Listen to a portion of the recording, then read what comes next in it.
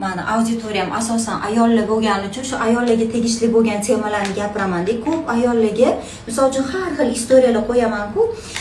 Shunaqa ish bilan ta'minlash yoki bo'lmasam uyda o'tirgan holatda qo'shimcha ish bilan shug'ullanish qo'ysam, Feruza mani qo'limdan kelmaydi-da. Men umuman boshqa sohadagi ayolman-da, men eplolmayman-da.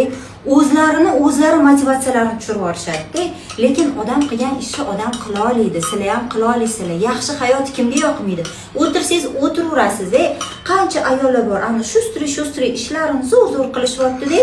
Ancha-muncha sharoitlari yaxshilanib ketyapti.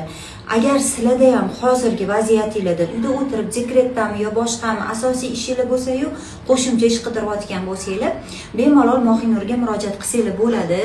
Bular sizlarga yaxshi ish o'rgatadilar. Ish bilan ta'minlanasizlar, zerikmaysizlar, chalg'aysizlar va baribir shug'ullanadigan ishinglar bo'lgandan keyin unga o'z-o'zidan